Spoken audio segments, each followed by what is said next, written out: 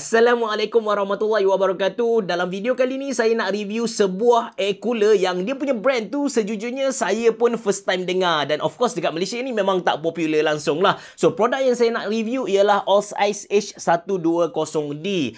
Kenapa saya nak review produk yang entah datang dari mana ni kan? Sebab orang yang offer saya untuk review produk ni orang yang dia selalu bawa produk-produk yang tak popular dekat Malaysia tapi dia punya performance kau-kau punya lah. So dalam video kali ni saya akan kongsikan dengan anda macam mana kita nak pasang Allspice H120D ni. Dalam masa sama saya akan kongsikan juga dengan anda apakah elemen-elemen yang kita patut tengok bila kita nak beli air cooler untuk kita punya processor. Dan pada akhir nanti saya akan kongsikan juga dengan anda performance untuk Allspice H120D ni. Anda bersama saya Ashraf Jeffrey dalam channel YouTube Mona Lisa.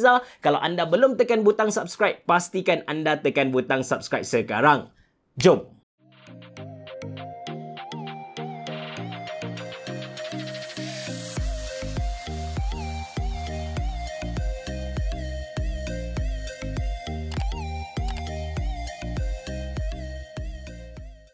Okay guys, ini dia Allspice H120D. Macam anda nampak dia punya warna tema tu hitam, seriously nampak premium. Dia punya panjang tu dalam 12 cm, dia punya lebar lebih kurang dalam 10 cm, dia punya tinggi lebih kurang dalam 15 cm macam tu lah. Dan anatomi ringkas untuk air cooler, untuk siapa-siapa yang baru nak kenal apa tu air cooler, kita ada heatsink yang anda nampak jejaring macam ni.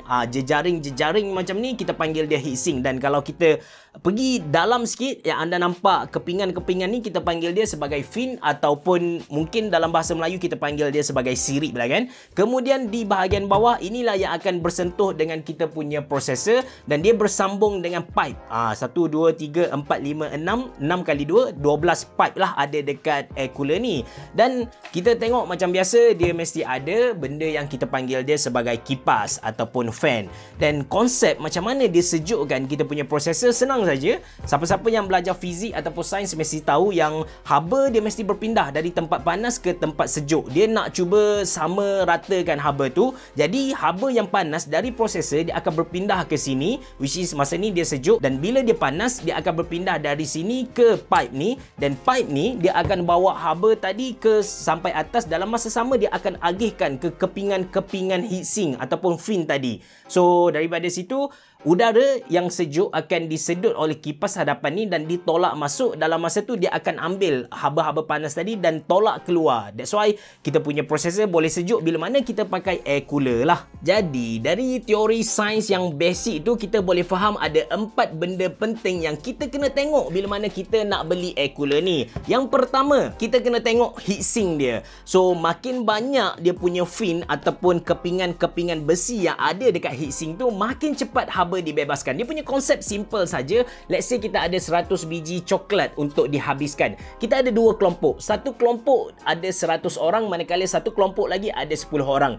Kalau kita tanya budak tadika pun kelompok mana yang akan habiskan 100 biji coklat, mesti ada yang mesti semua cakap 100 yang kelompok 100 orang tadilah, sebab yalah seorang makan 1 biji kan. Sama juga dengan kes kita kali ni, kalau makin banyak fin yang ada dekat heatsink tu, makin banyak haba dapat dibebaskan lah. Itu yang pertama. Yang kedua, kita kena tengok bilangan pipe yang diletak dekat heatsink tu, yang bersentuh dengan heatsink tu. Makin banyak pipe, makin banyaklah haba diagihkan kepada heatsink tadi, dan of course dia akan bagi makin cepatlah proses penyejukan tu berlaku. Yang ketiga, kita kena tengok material yang digunakan untuk heatsink dan juga dia punya pipe tadi. Makin mudah material tu pindahkan haba, makin cepatlah proses penyejukan tu berlaku. Dan yang terakhir, kita kena tengok kipas. Bukan RGB yang ada pada kipas, tapi kita kena tengok pusingan kipas tu. Makin laju dia berpusing, makin cepat haba dibebaskan. Okey, sekarang saya akan pasang Allspice H120D ni dekat saya punya motherboard, which is MPG X570 Gaming Pro Carbon Wi-Fi. Untuk pemasangan AMD, seriously sangat simple. Kita just pasang bracket dekat dia punya air cooler ni, dan kita clip saja dekat base AMD yang ada dekat motherboard tu. Tapi sebelum tu, macam biasa kita kena pasang tentang thermal paste, dan untuk kali ni OSICE ada bagi kepada saya OSICE T9 Plus kit, yang mana dekat kit ni dia dah ada thermal paste, lepas tu dia bagi brush untuk kita bersihkan kita punya motherboard dekat tepi-tepi tu, lepas tu ada spoon untuk kita lesek thermal paste, ada cleanser, ada ini oil fan, lepas tu ada dua benda yang berbentuk balloon, walaupun benda tu lebih kurang sama, tapi hakikatnya yang balloon ni untuk kita pakai dekat kita punya jari lah. Okey, sekarang buka dulu yang ni. Harga untuk T9 Plus kit ni ialah RM27. Saya tak tahu dia punya performance macam mana, tapi alang-alang mereka dah hantar, kita test terus lah kan.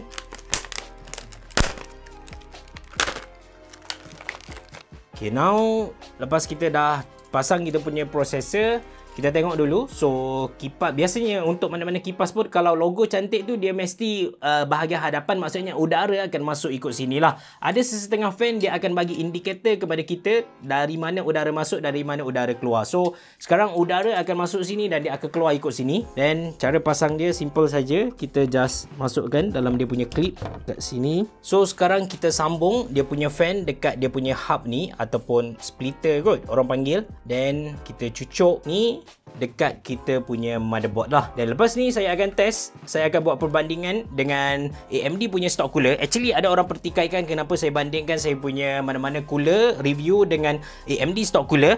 Sebab bukan tak nak bandingkan dengan fan yang lain, tapi disebabkan yang pertama saya tak ada satu dedicated system untuk tukar-tukar CPU cooler, dan yang kedua saya tak ada CPU cooler tu sendiri. Jadi saya just bandingkan dengan AMD stock cooler. Jadi anda pun tahu bila anda beli mana-mana PC sama ada perlu ataupun tak untuk anda upgrade ke air cooler ataupun CPU cooler. Dan result dia, kalau kita tengok kepada graf ni, performance OSICE H120D dia memang lagi bagus compare dengan AMD stock cooler. But apa yang saya boleh bagi tahu kepada anda yang saya tak berapa impressive dengan dia punya performance, macam we pay RM129 for this cooler, but dia punya peningkatan tu tak tinggi sangat lah. Cuma kalau anda cari satu air cooler alternatif yang cantik, garang, nampak gah gitu, yes, OSICE H120D mungkin produk yang anda carilah. Dia punya performance sekali lagi saya nak highlight, bukan tak bagus, bagus, cuma dia tak mampu buat saya rasa macam kepada audience saya, belilah cooler ni terbaik. Tak ada, dia just macam okay, performance dia macam tu lah. Macam tu. So, itu saja dari saya. Kalau anda suka dengan video ni, jangan lupa untuk tekan butang like, jangan lupa untuk subscribe channel YouTube Mona Rizal, dan jangan lupa untuk follow saya di Instagram. Kalau anda ada sebarang soalan, cadangan atau apa-apa saja, anda boleh tulis di ruangan komen di bawah. Biar heboh. Jumpa lagi.